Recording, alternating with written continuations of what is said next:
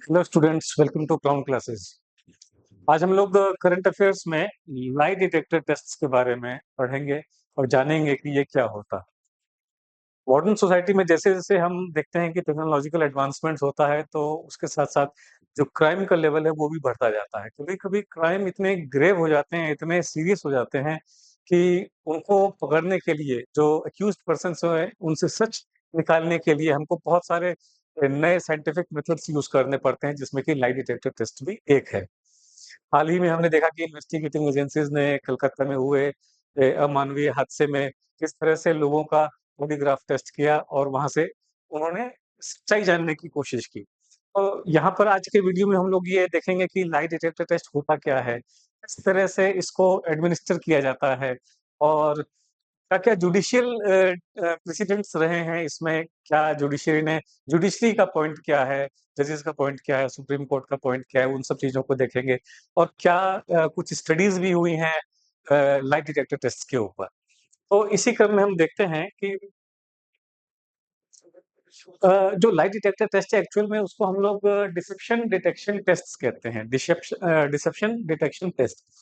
अभी भी कोई एक्यूज होता है, वो उससे जब इन्वेस्टिगेटिंग एजेंसीज पूछताछ करती हैं तो उसमें वो इन्वेस्टिगेटिंग एजेंसीज को डिसीव करने की कोशिश करता है। डिसीव का अर्थ है कि उनको धोखा देने की कोशिश करता है, धोखा देना चाहता है। उन्हीं क्रम में वो झूठ बोलता है। तो वो डिसीव अगर कर रहा है, कोई व्यक्ति झूठ बोल रहा है, तो नॉर्मल कोर्स में तो हमको मालूम नहीं चलेगा कि वो सच बोल रहा है कि झूठ बोल रहा है। इसके लिए कुछ इस तरह के टेस्ट किए जाते हैं, डीडीटी बोलते हैं जिसको, डिटेक्शन टेस्ट किए जाते हैं, जिससे कि हमको ये मालूम चल सकता है कि क्या वो व्यक्ति झूठ बोल रहा है या सच बोल रहा है, या और जानकारी हमको उस जो क्राइम हुआ है के संबंध में निकल करके आती है। तो ये बेसिकली ये जो टेस्ट्स होते हैं 3 प्रकार से हम देखते हैं कि जो मेजर ये 3 टेस्ट हैं। एक नार्को एनालिसिस होता है, एक पॉलीग्राफ टेस्ट होता है और एक ब्रेन मैपिंग होता है। तो इन तीनों टेस्ट्स को समझेंगे हम कि कैसे किया जाता है, क्या, और इसके बाद हम इनका देखेंगे कि ये जो टेस्ट्स में जो कन्फेशंस जो एक्यूज़्ड पर्सन करता है, जो वो अपने स्टेटमेंट्स देता है या चीज़ें बताता है, उसको इन्वेस्टिगेटिंग एजेंसी किस प्रकार से यूज़ करती है उसके खिलाफ।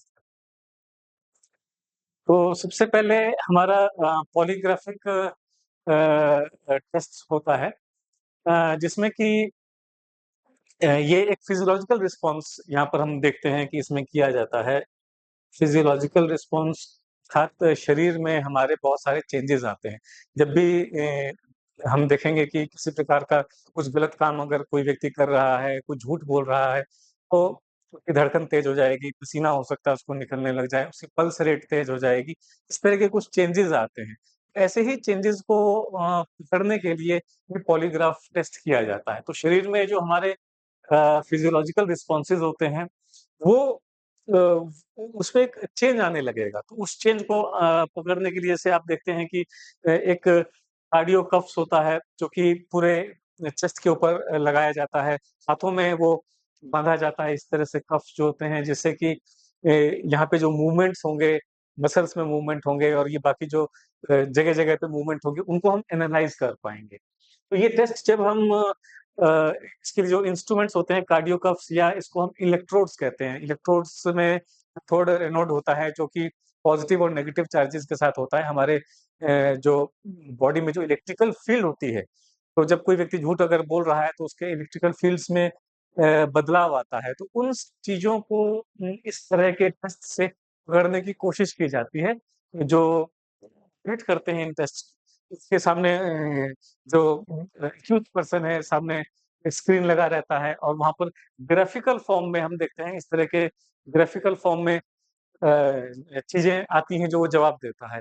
कुछ अगर झूठ बोल रहा है तो उसका एक अलग नेचर का ग्राफ़ बनता है, और हर सवाल पे जो एक ग्राफ़ बनता है तो वहाँ पर एक न्यूमेरिकल वैल्यू में उसमें कुछ पॉइंट्स दिए जाते हैं उसमें, उसके जवाब पे। और वो फिर उसके बाद ये देखा जाता है कि वो व्यक्ति सच बोल रहा है या झूठ बोल रहा है, इससे एक आइडिया लग जाता है इन्वेस्टिगेटिंग एजेंसीज़ को कि क्या हो रहा है। तो इसमें हम लोग अलग-अलग वेरिएबल्स जो हैं हमारे बॉडी में, जैसे कि ब्लड प्रेशर है, इसको देखते हैं। गैल्वेनिक स्किन रिस्पॉन्स, ये एक टर्म है, एक एक पल्स रेट है, हमारा जो पल्स रेट हम हाथों में देखते हैं, हार्ट बीट है वो देखते हैं। और गैल्वेनिक स्किन रिस्पॉन्स जो होता है, ये हमारा जो स्किन होता है, वहाँ पर ना इलेक्ट्रिकल एक्टिविटीज़ होती हैं। मतलब ये हमको ऐसे मालूम नहीं चलेगा, हम अगर किसी प्रकार का स्किन में चेंजेज़ आ रहा है, तो हम स्वेटिंग पसीने से मालूम चल सकता है कि भई पसीना आ रहा है, तो वो कुछ चेंजेज़ आ रहे हैं उसमें।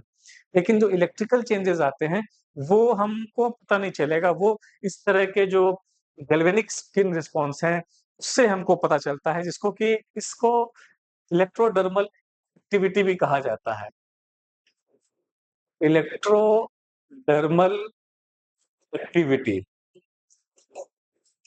ये जो आपका galvanic skin response electrodermal activity EDA भी कहा जाता है और इसको स्किन कंडक्शन भी इसको बोलते हैं, स्किन कंडक्शन। तो यहाँ पर जो इलेक्ट्रोड्स लगे रहते हैं, उससे ये मालूम चल जाएगा कि अगर कोई व्यक्ति झूठ बोल रहा है, तो उसमें कुछ अलग तरह का इलेक्ट्रिकल कंडक्शन होगा, जिसको कि ये मशीन्स पकड़ सकती हैं। Skin conduction. तो ये पॉलीग्राफ टेस्ट बेसिकली हुआ जो जिसमें शरीर पे अलग-अलग इलेक्ट्रोड्स लगा दिए जाते हैं, सवाल पूछे जाते हैं, उन सवाल पे जब जवाब देगा एक्यूज़्ड पर्सन तो उसमें एक ग्राफ बनता है, उस ग्राफ से ये आइडिया लग जाता है, पता चल जाता है कि वो सच बोल रहा है कि झूठ बोल रहा है। कुछ चेंजेज़ आते हैं, फिज़ियोलॉजिकल चेंजेज़ आते हैं जिससे कि ज जानकारी ये हासिल की जा सकती है कि क्या चेंजेज़ आ रहे हैं हमारे अंदर, कि वो सच बोलता है कि झूठ बोल रहा है। पॉलीग्राफ टेस्ट के अलावा दूसरा जो एक टेस्ट होता है, ये नार्को एनालिसिस होता है। नार्को एनालिसिस में क्या किया जाता है कि जो एक्यूज़्ड पर्सन है, उसके ब्लड में एक केमिकल होता है, सोडियम पेंथॉल पेंटोथैल सोडियम पेंटोथैल एक केमिकल होता है, वो उसके अंदर डाला जाता है। इंजेक्शन से उस एक्यूज़्ड पर्सन में डाला जाता है, जो कि एक हिप्नोटिक या सेडेटेड स्टेट बनाता है। मतलब उसको एक तरह से उसको हिप्नोटाइज़ कर देता है उस पर्सन को। सेडेटेड या उसमें एक तरह का धीमापन आ जाता है उस पर्सन के अंदर। तो इस ड्रग को डालने से, इस केमिकल को डालने से जो कि सोडियम टोथल है, इसको डालने से जो व्यक्ति है, उसको झूठ बोलने का मन नहीं करता है। देखिए, बड़ा इम्पोर्टेंट है इसके अंदर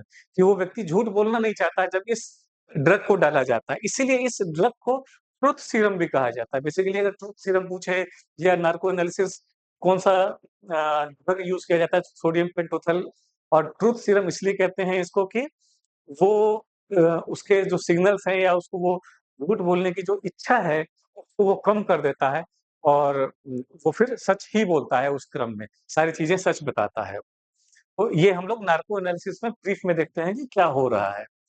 इसके बाद हम देखते हैं ब्रेन मैपिंग किस तरह से किया जाता है।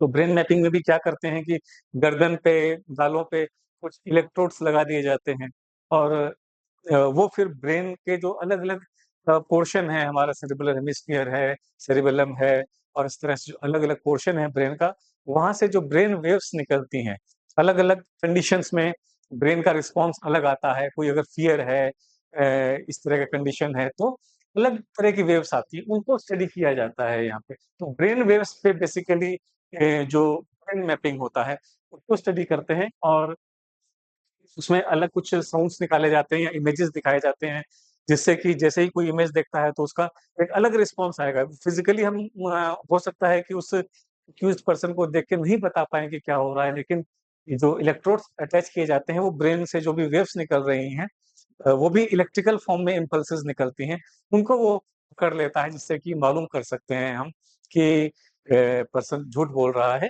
कि नहीं बोल रहा है। तो ये बेसिकली 3 तरह के टेस्ट्स हैं जो वाइडली आजकल यूज़ किए जा रहे हैं। नार्को एनालिसिस हो गया, ब्रेन मैपिंग हो गया और पॉलीग्राफ टेस्ट हो गया।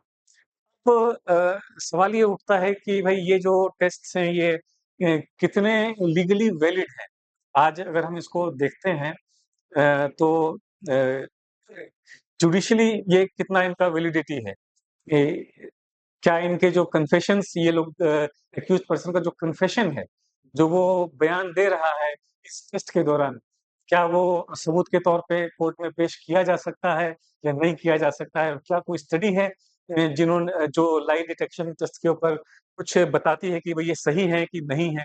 तो इसमें हम लोग बेसिकली देखते हैं 2010 में सुप्रीम कोर्ट का एक डिसीजन आया, तो 2010 को एक डेट एक मानते हैं कि उसके पहले के डिसीजंस में पहले क्या हुआ और 2010 के बाद क्या हुआ। तो 2010 से पहले कोर्ट ये मानते थे कि भाई अगर किसी का लाई डिटेक्शन टेस्ट करना है, तो उस एक्यूज़ की कोई परमिशन की आवश्यकता नहीं है। कोर्ट ये भी मानते थे कि भई आज के समय में क्राइम का लेवल इतना हाई हो चुका है, तो इस तरह के टेस्ट्स बहुत ज़रूरी हैं कि हम किस प्रकार से जो एक्यूज़ है उससे सच्चाई निकाल सकें। तो एक केस था Rojo George versus deputy superintendent of police, जिसमें ये कहा गया कोर्ट के द्वारा कि जो सोफिस्टिकेटेड और मॉडर्न जो आज क्राइम्स हो चुके हैं, इसको इसमें से सच जानने के लिए इस तरह के जो इन्वेस्टिगेशंस हैं, ये बहुत ज़रूरी है। और इसी प्रकार 2 केस और थे, दिनेश डालमिया वर्सेस स्टेट, जिसमें ये बताया गया कोर्ट के द्वारा कि जो जो अक्यूज़्ड पर्सन बयान दे रहा है, वो टेस्टिमोनियल वो कंपल्शन नहीं है, उसको सबूत के तौर पे पेश नहीं किया जा सकता है। इसी प्रकार एक और केस था Shailendra Sharma versus state and another, इसमें भी ये बोला गया कि अगर किसी पर्सन का लाई डिटेक्शन टेस्ट किया जा रहा है, तो उसके संवैधानिक जो राइट्स हैं, कॉन्स्टिट्यूशनल राइट्स हैं, उनका भी ध्यान रखा जाए।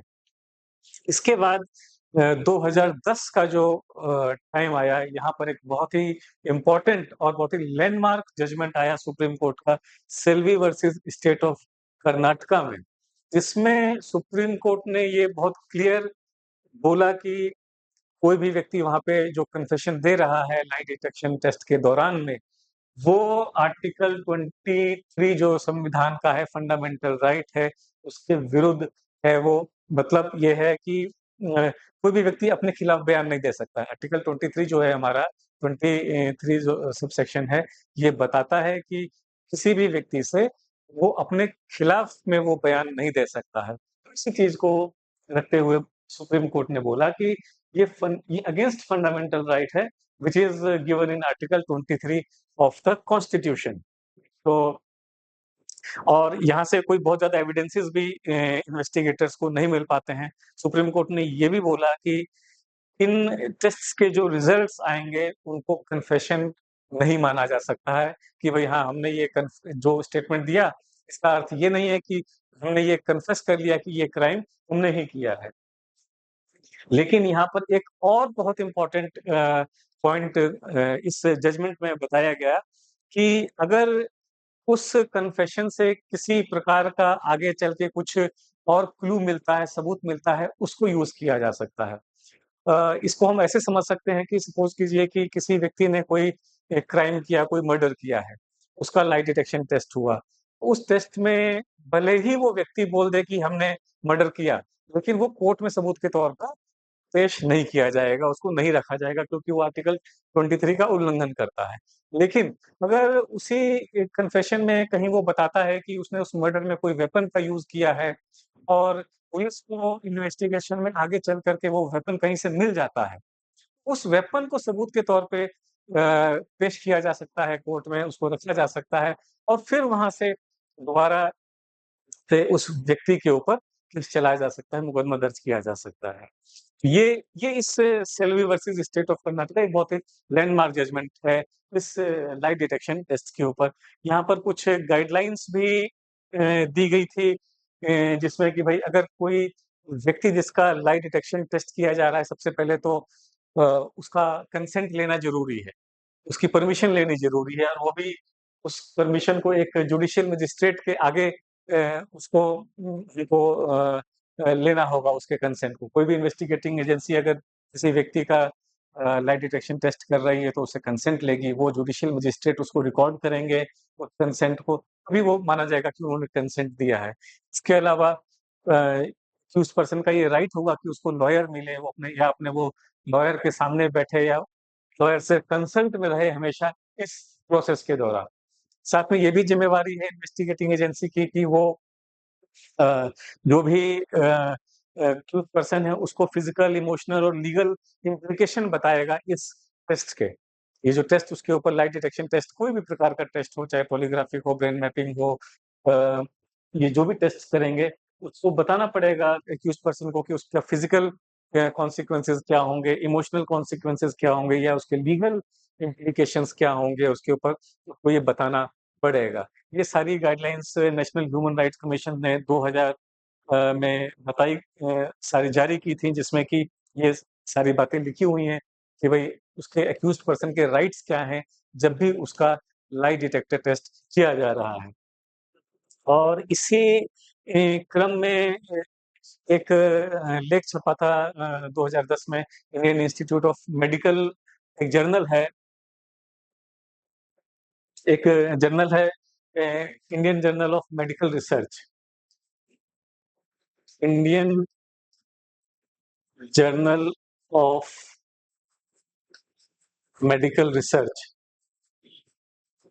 इसमें स्टडी किया गया था अ, इस लाइट डिटेक्शन टेस्ट के बारे में, जिसमें ये बताया गया कि कुछ बहुत कंक्लूसिव एविडेंस, जैसा कि हमने देखा पॉलीग्राफ टेस्ट हो रहा है तो उसमें हमारे फिजियोलॉजिकल चेंजेस आ रही हैं, हार्ट बीट बदल रही है, हमारे पल्स रेट बदल रही है, स्वेटिंग हो रही है या फिर किसी प्रकार के स्किन में इलेक्ट्रिकल इम्पल्सेस चेंज हो रहे हैं। तो ये सारे जो चेंजेस हैं, ये इसको झूठ से, लाई से हम जोड़ करके नहीं देख सकते हैं कि अगर ये चेंजेस हो रहे हैं, इसका अर्थ यही है कि वो झूठ बोल रहा है। इस जर्नल में एक लेख जो प्रकाशित हुआ, उसमें ये बात कही गई। और एक और स्टडी हुई अमेरिका में, जिसमें ये बोला गया कि लाई डिटेक्टर टेस्ट के लिए जो कल्प्रिट है, एक्यूज्ड पर्सन, उसको ट्रेनिंग भी दी जा सकती है। वो इसमें बच भी सकता है, मतलब उसको इस तरह से ट्रेन किया जाए कि वो सवालों के जवाब अ, गलत सवालों के जवाब को गलत जवाब दे वो सवालों के, और उसका डिटेक्ट भी नहीं कर पाया जाए उसको। तो इस तरह की भी ट्रेनिंग दी जा सकती है, ये सारी चीज़ें वहाँ पे पाई गई। तो लाइट डिटेक्शन जो भी टेस्ट होते हैं, इसके लिए प्रॉपर एक गाइडलाइन बनाई हुई है नेशनल ह्यूमन राइट्स कमीशन ने। उसी के आलोक में ये सारे टेस्ट्स किए जाते हैं। लेकिन इसमें जो भी कन्फेशन कर रहा है एक्यूज्ड पर्सन, उन कन्फेशंस को हम एक सबूत के तौर पर डायरेक्टली कोर्ट में नहीं देख सकते हैं। और इस संदर्भ में हमारा 2010 का जो जजमेंट है, Selvi versus state of Karnataka, वो बहुत इम्पोर्टेंट है, लैंडमार्क जजमेंट है लाई डिटेक्शन टेस्ट के लिए। Thank you.